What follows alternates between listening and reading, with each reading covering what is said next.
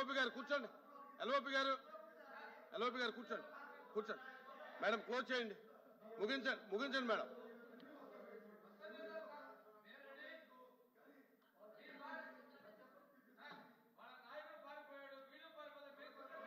అరే చర్చ డ్యూటీ. మంత్రి గారు ప్లీజ్.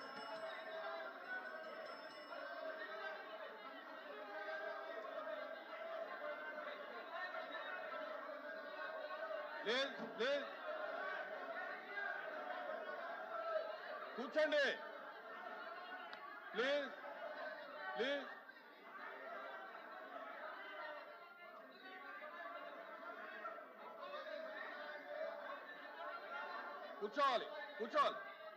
కూర్చోండి దయచేసి. మేడం కూర్చోండి. కూర్చోవాలి.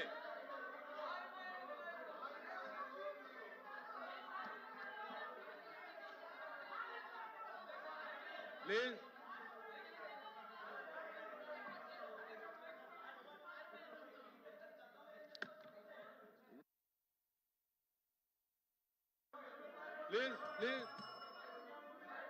కూర్చోవాలి. మంత్రి గారు కూర్చోండి. మీరు కూడా కూర్చోండి.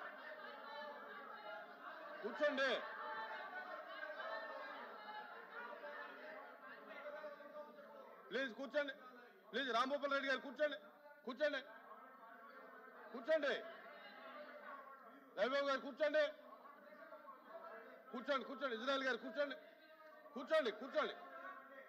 సూనాన్ రాజు గారు కూర్చోండి. అప్రెడ్డి గారు కూర్చోండి. భాషా గారు కూర్చోండి. ఇజ్రాయల్ గారు కూర్చోండి.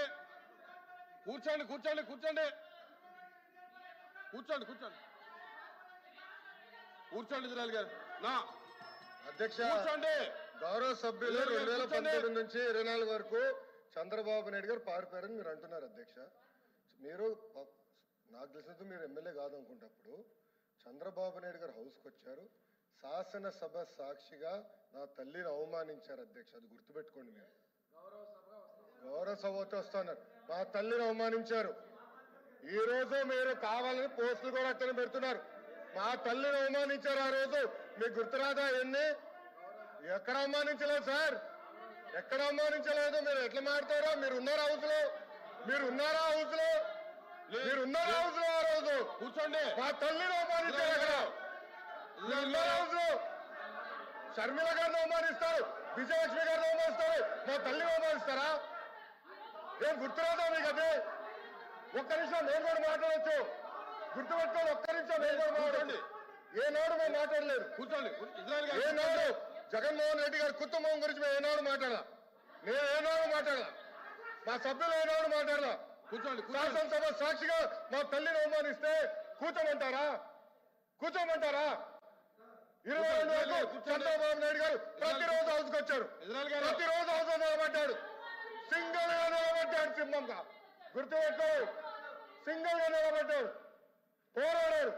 ఆ రోజు మా తల్లిని అవమానించారు కనుకనే బాధ తట్టుకోలేక సభ బైకాట్ చేసి బయటకు వెళ్ళారు. కానీ ఎమ్మెల్యేలు ఉన్నారు. ఇక్కడ నిమ్మల రామారెడ్డి గారు వెళ్ళారు, స్వామి గారు ఉన్నారు, ఇతర గొట్టపాటి రవి గారు వెళ్ళారు. అది మాకున్న చిత్తశుద్ధి అండి. ఈ రోజు మీ ఎమ్మెల్యేలు ఎందుకు రావట్లేదని అడుగుతున్నా. 10 మంది జగన్మోహన్ రెడ్డి గారు కాకుండా 10 మంది ఉన్నారు. రాలేదు. మా తల్లిని అవమానిస్తే కూర్చోమంటారు? ఇంకా మాట్లాడతాం. మేము మనుషులు కాదా? సొంత తల్లి అవమానించారు సార్ ఆ రోజు. మాడుకున్నా కూర్చోమంటారు? అయితే తెలియకుండా ఏదంటే అది మాడితే ఎట్లా అధ్యక్ష? ఎందుకు ఆ రోజు బైకాట్ చేస్తారో మాకు తెలుసు. నేను అక్కడే కూర్చోండి. ప్లీజ్. ఎల్ఓపి గారు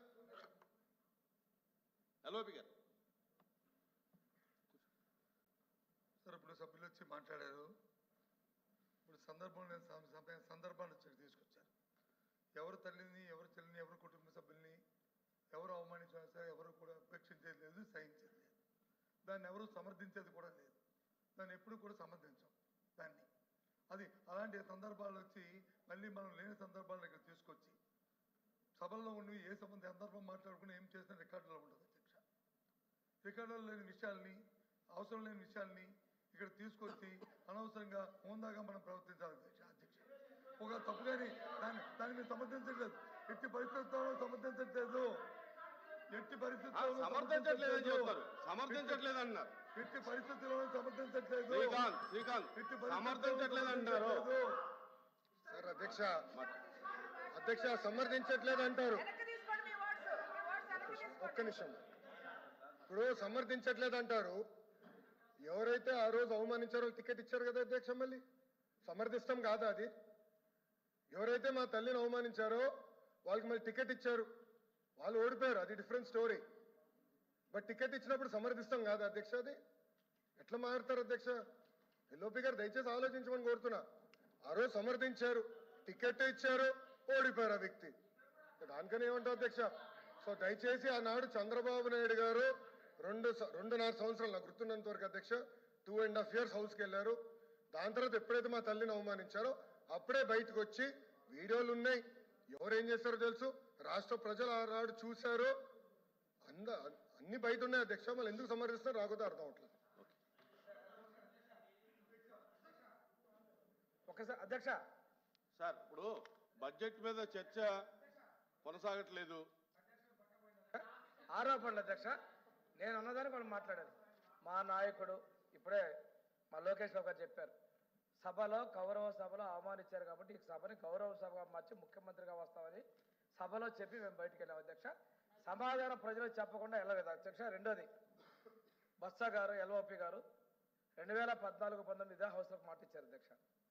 ఆ రోజు వాళ్ళ నాయకురాలు గురించి ఎవరైతే వాళ్ళ నాయకుడు ఉన్నాడో తండ్రిని అడ్డం పెట్టుకుని 1,00,000 కోట్లు దోపిడీ చేసిన మాట వారు మాట్లాడింది వాస్తవం, రికార్డ్స్. రెండోది దయచేసి గతం గురించి వెళ్ళకండి. ఆ కన్నబాబు గారు కూడా, త్రిమూర్తులు గారు కూడా, ఈ సభ్యులందరూ కూడా 14-19 సభలో విజయాన్ని మాట్లాడింది వాస్తవం కాదా? విజయమ్మ గారు మాట్లాడింది వాస్తవం కాదా? అదేవిధంగా ఈరోజు షర్మిల గారిని, సునీత గారిని, విజయలక్ష్మి గారిని మీరు సోషల్ మీడియాలో అవమానించే వాస్తవం కాదా? ఈ రోజున ఇదే సభలో రికార్డ్స్ ఉన్నాయి అధ్యక్ష. మేము ఎవరైతే మహిళలను కించపరిచారో ఆ సభ గురించి మాట్లాడాం, కానీ ఈ రోజు మీరు ఎందుకు సభకు రాలేదు, మీ నాయకుడు ఎందుకు సభకు రాలేదు అని అడుగుతున్నా.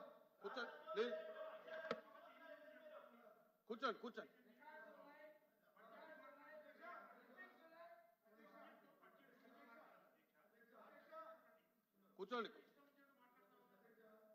మీరు కూర్చోండి, ఆయన మాట్లాడుతున్నారు కదా, కూర్చోండి. సభని సాంప్రదాయంగా జరుపుకోవాలనేది మా తాలూకా భావన. మేము ప్రజల తరఫున సమస్యను ఇక్కడ ప్రతిపించి దానికి ప్రభుత్వం ద్వారా సమాధానం రాబట్టడం అనేది మా బాధ్యత. ఆ బాధ్యత గుర్తరిగి మేము చేస్తున్నాం. ఇందాక లోకేష్ గారు మంత్రి గారు మాట్లాడిన దానికి ఎట్టి పరిస్థితులకు సంబంధించే సమస్య లేదు అని తీవ్రంగా చెప్తున్నాం. అయినప్పటికీ కూడా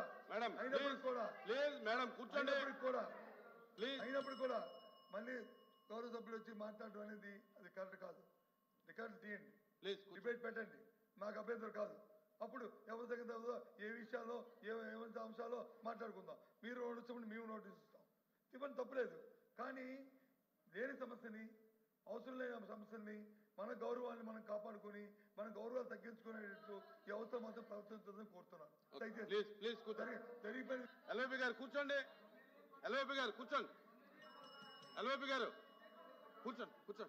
అమ్మా క్లోజ్ చేయండి.